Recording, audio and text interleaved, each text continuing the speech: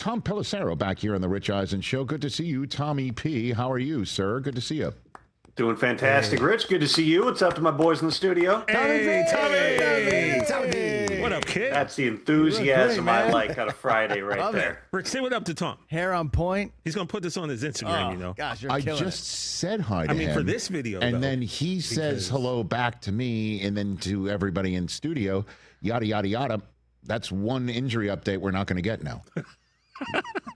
You know what I mean? Hi, Tom. Hi, guys. All right, so I sure believe Joe Burrow's starting. Full practices. T. Higgins says he looks great. I mean, the season's on the line. They're 3-7. They got to get going, man. What do you know, Tom? What do you think? Well, let's start at where this began, which was Joe Burrow suffering that injury back in week 2. At that time, it was a 12 to 14 week timeline.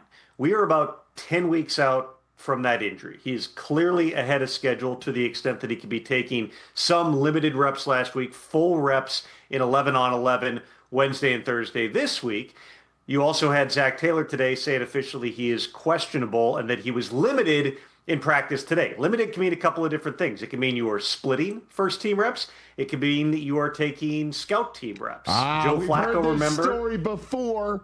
We heard Joe Flacco dealing with a right shoulder injury, couldn't take the reps Wednesday and Thursday. Obviously got some of the reps today. So keep an eye on the participation report today, which might give you a little signal of where Joe Burrow's at for this weekend. They do have to make a roster move if they're going to activate him by Saturday at 4 p.m. Eastern time. So we will know within a little over 24 hours here if Joe Burrow is going to be in uniform. And if he's in uniform. Tom, I feel like this is a few good men, okay? Like, you think I can't handle the truth and I want answers, okay? Like, this is it. You're on the stand. I want answers. I can handle the truth.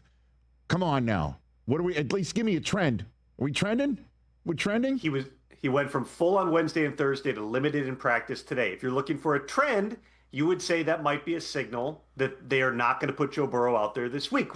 Listen, and I don't know for certain, but that's the way it's going. I would certainly imagine Joe Burrow at this point is raring to go. But remember, a couple of different factors here, Rich. First off is that timeline. Yes. The fact that he is still a couple weeks shy of where the target point was when this began. And as we saw, when Brock Purdy came back in week 4, his injury was different. It was to a different part of the foot. It was not surgical where Burrow needed surgery. But the way that turf toe happens, a lot of the time, it's one of the mechanisms is you plant, you get tackled, and the foot goes like this. Well, you're not getting tackled in practice. Joe Burrow is not at risk of being dragged down from behind and having that foot flexion when he's out there wearing a no-contact jersey in practice. You get that within the game, so there could be potentially a point to err on the side of caution. The other part of this is that Joe Burrow, remember, has not played in over 2 months. They got a quick turnaround to a Thursday night game against the Ravens. And yes, every game is important. I'm not going to do the whole, the Pitt coach recently who said that he doesn't care about this week's game because the other ones, those are the ones that really matter. We could I'm not going full Pat Narduzzi here. Nice. But I would say you got 2 games in a 2-week span against the Ravens, who, even though they're not on top of the division, they are, based on all the next-gen stats, the analytics, the favorites to win the division. In between that, you got a game against the Bills. Yes, this is a huge game this week against a really good Patriots team. But even if you were to lose this game, that next 3-week span could determine, do you have a shot to sneak into this? Because you got 2 head-to-head matchups against the Ravens team that right now the belief is they might be the team to beat in the AFC North. All of which is a long-winded way of saying, Rich, I don't have a direct answer for you. But again, to the trend lines, full practice Wednesday and Thursday, which means you got all the first-team reps. Friday, limited, which means at minimum he was not taking all the first-team reps, which means there's at least some level of uncertainty. Or it could also mean they've already determined that, yes, this work was great for Joe, and it's all to ramp up. Because next week, remember, there is no full week of practice. They might have like a light practice on Tuesday. That's all what they would get. Maybe this is a way to give him a full week of work over a 10-day span to get him ready for a Thanksgiving return against the Ravens. Well, I mean, season's on the line. And if he doesn't go, okay, is that an indication that Zack Taylor is not coaching for his job? You know what I mean? That he knows he's got 1 year left on his deal. Mike Brown's not going to fire him because of that. And reason alone, or legitimately he's not coaching for his job and has been told that. Otherwise, if he's coaching for his job, he's got to get Burrow out there ASAP, like immediately. Well, if not sooner.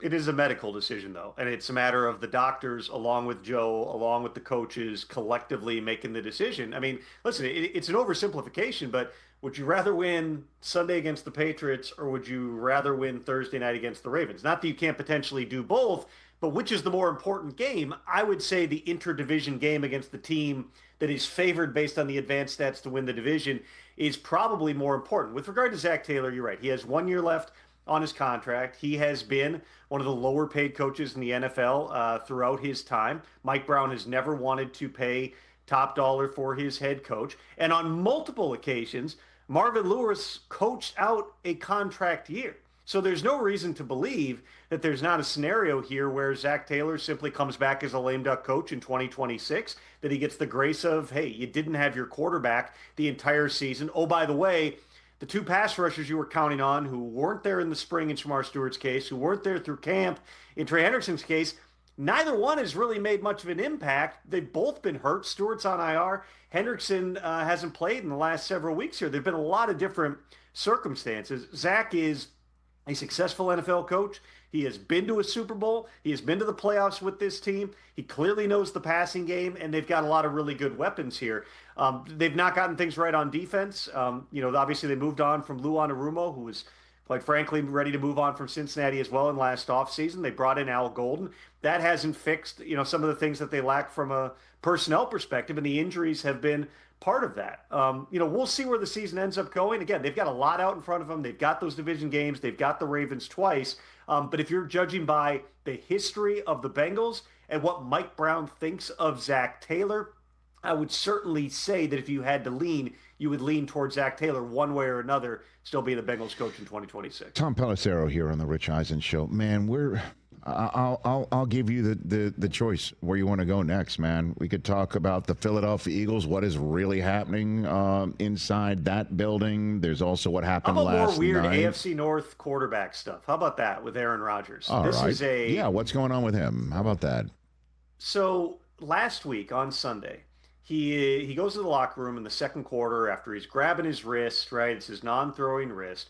They list him as questionable. They never ruled him out in that game. And my understanding is part of the reason the Steelers did not simply rule him out, which they usually do, was because Aaron Rodgers was in the locker room telling the doctors, I'm going back into this game. And they're saying, no, you're not. And he's going, no, I'm going back on the field. It was a lot of back and forth. That's now continuing into the practice week here, where he has a small fracture in that left wrist. Right now, it's not something that would prevent him from being able to play. Mike Tomlin talked about at the start of the week that you can protect it. You can put some type of, padding, something to stabilize it here. The risk you have of Aaron Rodgers going on the field is if he takes the wrong type of hit and lands on that wrist, you could end up with something that's a displaced fracture, where right now he doesn't need surgery. Then he might need surgery. It might heal on its own right now. Then if you displace it, it's not going to heal it on its own. That's the risk factor that the Steelers are dealing with right now. Aaron Rodgers, from the time the injury happened, again, in the locker room at halftime of that game, he was pushing to play. My understanding is he has been pushing behind the scenes to play this week against the team that he, of course, is part owner of in Chicago. But it is going to come down to a medical decision. Aaron practiced on a limited basis on Thursday. I was told he looked really good on the field. Aaron's acknowledged that, it might be something where maybe there's more shotgun and pistol snaps as opposed to being under center, just because of how the ball hits your hands when it's being snapped from under center. But I would tell you this, Rich, the simplest way I put it is, if it's up to Aaron Rodgers, he is 100% starting on Sunday against the Bears. But there are other voices, including the doctors, who are well aware of the risks, and that's why he was held out of the game last Sunday. We'll find out probably in the next 24 hours or so here whether or not they are going to allow Rodgers to play. He's 41. He knows he doesn't have many more opportunities like this. He wants to be on the field. But there are times where teams have to protect players from themselves. We'll see whether or not that ends up being the case here leading up to Sunday. All right. And then there's Shadur Sanders' first start. What's going on behind the scenes in Cleveland here, do you think? There's so much conversation about, certainly on I guess, the family of networks that includes this program with Cam Newton talking about sabotaging the young Sanders and so on and so forth. This is a week, though, where he is the starting quarterback of this team. All the other stuff is gone, as far as I'm concerned, unless it does actually filter in to the preparation process, Tom. Give me something. What do you have? The starting point I would have on this, Yes. and I also, keep one eye on that family of networks when I'm on the stationary bike in the morning. And there was a topic bar yesterday, I believe, that said, if Shadur plays well on Sunday, should he be the starter for the rest of the season? And that is such a drastic oversimplification, regardless of how this plays out. What I would recommend to people, wherever you fall on the Shadur spectrum, whether you think that he's great, whether you think he's terrible, whether you think that he's being, to quote apparently Cam Newton, sabotaged, whether you believe that this is just how it works for backup quarterbacks in the NFL, there is going to be an overreaction to what happens on Sunday. I know a program that has a whole segment about that every Monday. What I would caution people here is to not overreact, because if you are in the category that Shadur one game should prove he's the guy, you also have to be prepared to take that one game as seriously and say, well, if he doesn't play well, he's not the guy. I'm sure if that were the case, then it would be more talk about sabotage and everything else. But this is one start for a player on a team that has not been good offensively through the course of this season. They have I would say, a relatively favorable matchup because of some of the Raiders' struggles, although Patrick Graham's really smart with defense. He'll throw some different things at him. But it's not a team, the Raiders and their offense, where you think, all right, going in, we got to score 35 points or we're going to lose this game. The Raiders' offense has not played well this season either. So they see a lot of zone on the early downs. That allows you to strip things down and hopefully get some early confidence built. Just easy reads, easy throws, get him in the groove, the same stuff you would do for any other young quarterback. But this is still a challenge for Shadur, just like any other young quarterback stepping in. I surveyed current and former offensive coordinators, Rich, at the start of the week, because there was so much discussion, and had been even prior to that game last week when he ends up in, because Dylan Gabriel gets a concussion, about he never had any first team reps. He's never had any. And I asked people, number one, how many reps are there in a practice week? How many actual reps? This is not training camp where you've at times got two fields going and you're rolling the ones and the twos and the threes and all the reps are split. That's not it. Right. There are maybe 70 to 80 live reps in a whole practice week. There's 3 days of practice. Some teams don't even go hard for 2 of those days, but there's maybe 70 to 80 at the most. Mm-hmm. The starting quarterback is going to take most, if not all, of those reps. Dylan Gabriel got a small number of first-team reps in practice, in part because Joe Flacco's a million years old. He needed to take some wear and tear off his arm. He didn't need all those reps. It's totally different when Shadur is backing up Dylan Gabriel, because Dylan Gabriel needed to get all those reps to try to get him ready to play on Sunday. But I go back to a conversation I had early in the season and talking about just how the room was structured. This is when Flacco was still the starter on the team. A lot of the work that Shadur was getting, because again, Dylan Gabriel was getting a lot of the scout reps like your number 2 quarterback does, they would keep guys on the field after practice and would be running some of the same plays and running with the young receivers. That is commonplace. He is, again, no matter what you think of Shadur and how good he can be, and I'm as fascinated as anyone to see what plays out starting on Sunday. The reality is, as a rookie, 5th-round pick, 3rd-string quarterback, Shadur has been treated like any other rookie, 3rd-string, 5th-round quarterback, which is, it's a tough position to be in. Brian Hoyer wrote an entire column at The Athletic today talking about the times where, what the life of the backup quarterback is, and how Tom Brady would basically tell him to bleep off if he ever came in the huddle and tried to get 1 rep during the week. That's part of the deal, is you have to go in there without that preparation. Well, now, Shedeur Sanders, he hasn't had 500 reps. He's had probably 70 to 80 reps. He's going to be more prepared. There's going to be a game plan that is tailored to him. But good, bad, or ugly on Sunday, This one game is not going to tell you to put the guy in the Hall of Fame or to cut him and move on. It's going to be one data point as the Browns gather a lot of data points to inform their decisions, whatever those are, about where they go from here in the quarterback room. Tom Pelissero of NFL Network, who knows where Cam Newton works and what show he's on, right here on the Rich Eisen Show. Wow. Let's talk about the Vikings situation, sir, where Kevin O'Connell talks about how the cement that they poured around JJ during the summer needs to start drying, and JJ uses a wine analogy that he's going to uncork. He feels like he's about to uncork something. And here we are now, Vikings and Green Bay season on the line pretty much for them to try and make the playoffs with JJ McCarthy in his first full year starter, or at least first year starting for the team.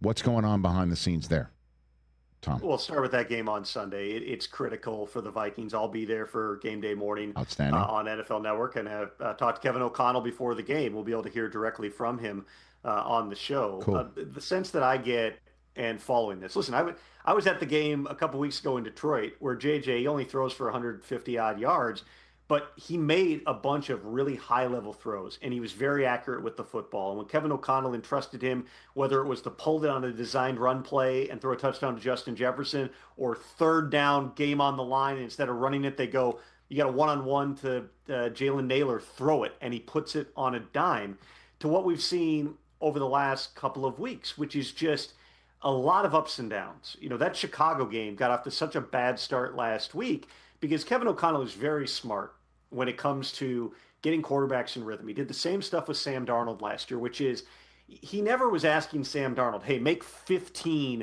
high-level throws, elite, small, tiny window throws. It was, we're going to need you to be above the line 5 times a game. Beyond that, we're handing it off, we're booting you, we're getting you easy completions. Feel yourself in the rhythm of the game, and then be prepared for those times where we got to take a shot. I need you to make it. And Darnold, right up until week 18, and to a lesser degree in the wild card game, Sam Darnold answered the bell more often than not. With JJ McCarthy last week, and I know it's been the past couple weeks because there was the Baltimore game as well, he just has not been able to find that rhythm. And there were easy throws and out to Justin Jefferson that he airmails over his head. And there was another incompletion, I think, on a third down where JJ was very frustrated. He was coming off the field, basically sprinting off and hitting himself in the helmet. You can see the frustration with JJ McCarthy in this thing. But what happens? It kind of felt like the week 1 game where down the stretch, for whatever reason, JJ, whether it was the energy kind of wore down a little bit, but he played better. And they were a long kick return and a field goal away from, the storyline being, well, JJ didn't play great, but he made plays at the end again and they won, instead of JJ didn't play well enough, they lost, and now here they are on the precipice of essentially being eliminated from playoff contention. What I would say is this. The Vikings knew from the start that this was going to be a ride with JJ McCarthy in 2025. And that's before they even knew that he would miss a month or so of the season because of a legit high ankle sprain that cost a guy reps after he missed an entire year of reps with the meniscus surgery last year, who couldn't afford that time to not be on the field. If you want to be an optimist about JJ McCarthy, it's this. We have seen the good with JJ McCarthy. You look at the Detroit game, you look at down the stretch in both Chicago games, it's in there. He's not a guy who is just scattershot all over the place. It's not Christian Hackenberg who can't hit anything. Yeah. Just that it's hard to go deep into Jets lore for that one, Rich, but it's not a guy who simply can't throw a football. It's that you're seeing the good is really good, the bad is really bad. And what they've got to do is not make J.J. McCarthy into a perfect quarterback in a short period of time. They got 7 games left in the season. You're going to continue to have some ups and downs. But what they've got to do is keep those downs from being so far down. You can't miss Justin Jefferson wide open at the sideline. And honestly, I commend Justin Jefferson for being the rare elite receiver, and is still, in my mind, the best receiver in the NFL, for not flipping out, for not screaming at the quarterback, for not making a public issue. We're watching that happen, Rich, all over the NFL. Mm-hmm. It happens every year. Justin Jefferson, as those elite guys go, has been very good and has continued to throw his public support behind J.J. McCarthy. But you can see, and anybody would be, there's frustration. I'm winning on my route. I'm not getting the football. They got to do a better job with that. Jeff Hafley is one of the top defensive coordinators in the league. He's going to throw a ton at JJ McCarthy this week. What they've got to do is just make sure, keep the bad stuff from being the catastrophic stuff. Don't let the downs get so down. We saw JJ play really well in a hostile environment in Detroit a few weeks ago. He's going to see it in Lambeau Field, where they're chomping at the bit to actually win a game at home after a couple of rough weeks before they beat the Giants. All right, and it's a couple minutes I have left. The team that your sources or anybody who's interested in texting with you, whether you're on your treadmill or not, what's the team everybody's curious about? Have we already talked about them? Blowing you up? Anything like that? I would say one thing that we have not talked about a whole lot, Rich, and this is broader than one team, but it's the series of post-trade deadline cuts that take place of veterans, and in some case, high-profile veterans who end up getting released because they were shopped, they couldn't be traded. After the trade deadline, all vested veterans are subject to waivers, which means, all right, you're a veteran, hey, we're not good, we're going to let you go to a contending team. Well, you run the risk that someone who's not a contender or someone who just wants to block your path to a team they don't want you to go to can claim you. You remember the Ravens did this last year amidst the journey of Deontay Johnson through the season. They actually claimed Deontay Johnson during the playoffs solely to stash him. The Ravens had already been eliminated, but they claimed him, in their case, to get a comp pick, but it prevented a guy from potentially hooking on with a team that was still in contention. Brandon Cooks, the Saints, it was reported a couple days ago, the Saints announced it was being released. Brandon Cooks has not yet appeared on the transaction wire, meaning he has not yet had a chance to cross through waivers and then become a free agent and sign wherever he wants. My understanding of the situation is it's because to facilitate the release, Brandon Cooks agreed to take a roughly $2 million pay cut, basically give back that money that saves the Saints cash and cap space, so that if he ends up on another team, that team doesn't just pay him the minimum and the Saints are paid on the bulk of that money to play for somebody else. The problem is they also, and it seems that the NFLPA was involved, obviously Cook's agent was involved, there's a clause that they put in the revised contract that in essence would make it punitive for any team that claims him, that if Cooks gets claimed, they owe him all the money. Well, you're not allowed to do that. That's a manipulation of the waiver rules. So the contract got rejected by the NFL Management Council. Wow. They're now trying to figure out some other type of workaround. It was, an interesting gambit. I would anticipate they'll find another restructured deal that omits that language, and it'll go through. But this is kind of this weird horse trading that exists at this time of year. The entire rest of the NFL calendar, you get cut, you're just a free agent as a vested veteran. Anybody with 4 years of service, you can sign wherever you want. Now the guys are subject to waivers. There are a lot of times where if it's agents calling around and saying, do not claim my guy, he won't report, or whether in this case it's teams trying to work and find a way that, hey, we're going to try to get it so he does not get claimed. It ends up in this bizarre situation where Brandon Cooks right now is still a New Orleans Saint, and it's not 100% clear exactly when he'll actually be waived. And in turn, what team he might end up landing on. Ladies and gentlemen, Tom Pelissero with the tale of the fine print. Ladies and gentlemen, I will see you on game day morning, sir. Hey, you made it all the way to the end. Thanks for that. Check us out every single day streaming live on Disney Plus and the ESPN app 12 to 3 Eastern.